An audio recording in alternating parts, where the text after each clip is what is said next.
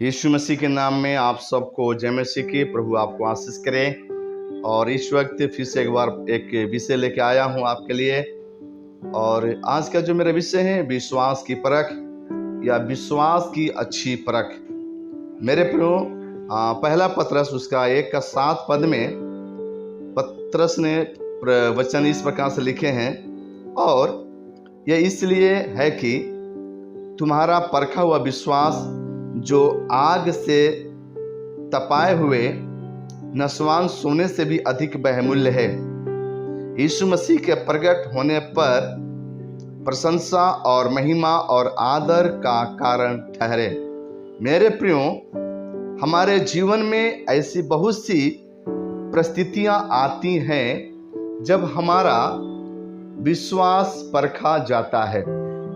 ऐसी परिस्थितियां, ऐसी समस्याएं कभी कभी आती हैं कि हमारा विश्वास परखा जाता है, जैसे कि बीमारी या आघात या हानि या कमी घटी या संकट या हमारी ज़रूरतें या यहाँ पर डर, कर्जा या खतरा का जैसी परिस्थितियां।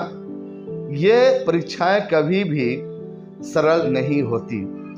वे तो आग की तरह जलन लिए आती है मेरे प्रियो, परंतु उसका परिणाम सोने से भी ज्यादा बहुमूल्य होता है। जो सामान बनने के तैयार होता है, उसे गुणात्मक में मापदंडों की परख से गुजरना पड़ता है। मेरे प्रियो, कोई भी चीज अगर आप बनाते हैं तो उसको मापदंड करते हैं। यहाँ पर या किसी चीज या एक पाइप जब आप हाथ में लेते हैं, एक पाइप जो बेंड किए गए हो, जोड़े गए हो, हवा के दबाव से परखे जाते हैं, या देखने के लिए कि पाइप में छेद तो नहीं रह गया है। अगर पाइप में छेद है और उसमें से पानी, तेल या गैस निकल रही है तो वह पाइप बेकार है। नई कार को बनाने के लिए मेरे प्रियो, या नई कार जब आप खरीदने जाते हैं या अपनी नई कार आप बिकते हैं, तो लिखता है एक नई कार को बिकने के लिए उसको परीक्षा से गुजरना पड़ता है। अगर आप एक नई कार किनने जाएंगे तो आप उसकी परीक्षण करेंगे, आप उसकी परीक्षा लेंगे कि भाई इसमें क्या कमी है, क्या बात है, कैसी चलती है, उसके सारा चीज़ आप देखते हैं। जैसे आपका विश्वास भी परखा जाएगा। हमें अपने विश्वास में बढ़ोतरी कैसे कर सकते हैं? तीन तरीके हैं जिसमें हमारा विश्वास बढ़ता है। पहला, परमेश्वर के वचन को और उसकी प्रतिज्ञाओं को सुनने के द्वारा। मेरे प्रियो, रोमियो उसका 10:17 में परमेश्वर का वचन जब पढ़ेंगे, ये लिखता है, सो विश्वास सुनने से और सुनना मसीह के वचन से होता है। अगर हम विश्वास के वचनों को सुने और अपने हृदय में ग्रहण करें तो वह हमारे विश्वास में पूर्ण रूप लेगा और हमें प्रेरणा देगा। यह महत्वपूर्ण बात है, यह महत्वपूर्ण है कि हम बाइबल में से परमेश्वर की प्रतिज्ञाओं को ढूंढें और उन्हें बार बार पढ़ें। परमेश्वर के जो प्रतिज्ञा है उसको हम क्या करें? बार बार हमें दोहराएं, बार बार पढ़ें, 1 बार, 3 बार, 4 बार आप पढ़ें, जब तक वो प्रतिज्ञा आपको समझ में न आ जाए, वो प्रतिज्ञा आपको पूर्ण रीति से याद ना हो जाए, आप उसको पढ़ते रहें। और अगर हम इन्हें अपने हृदय रूपी पटिया पर लिखें तो ये हमारी जरूरत के समय उपयोग के लिए उपलब्ध है। मेरे प्रियो, परमेश्वर के जो वचन है, जो प्रतिज्ञा है, ये प्रत्येक समय हमारे जीवन में उपयोग के कारण हो सकता है, उपयोग में हम ला सकते हैं। दूसरा तरीका है, जब हम यह देखेंगे कि इन प्रतिज्ञाओं के बोलने के द्वारा यह यथार्थ पूरी होती है तो हमारे विश्वास में बढ़ोतरी होगी। मेरे प्रियो, हम इसका परिणाम अपने और अन्य लोगों के जीवन में देखेंगे।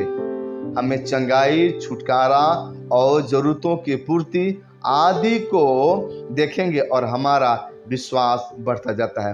हम औरों में देखेंगे कि वे विश्वास में चंगाई पाते हैं। जैसे हम प्रार्थना करते हैं, जैसे आप प्रार्थना करते हैं, तो लोगों को समस्याओं से या बीमारियों से चंगा होना चाहिए। तब आप जानेंगे कि हाँ, जरूर मेरा विश्वास मजबूत है और प्रभु ने मुझे संभाला है।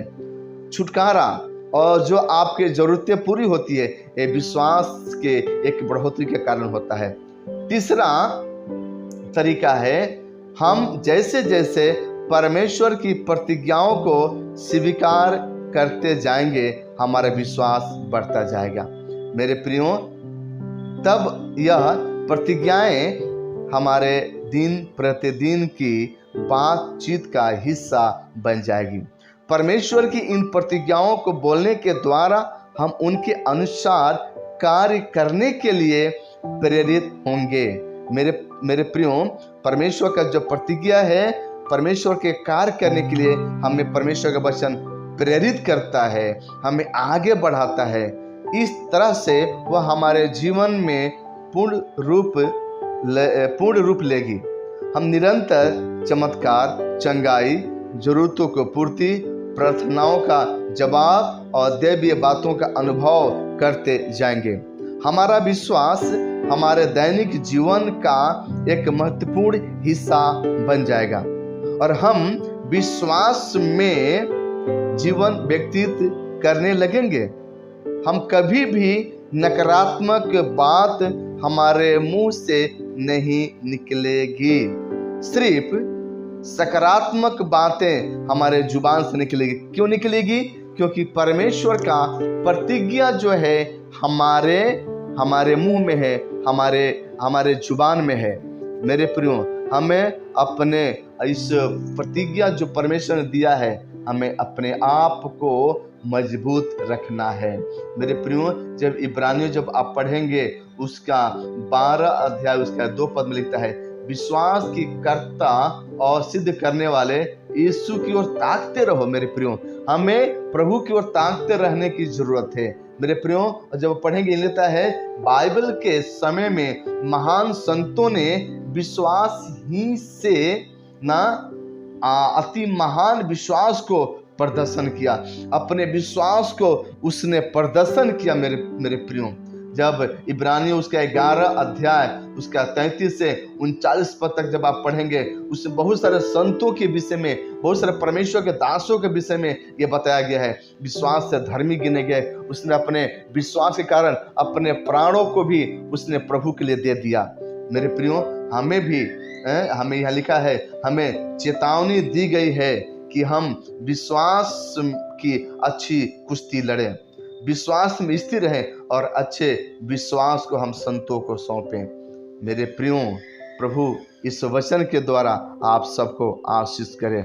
आइए हम आपके लिए प्रार्थना करेंगे।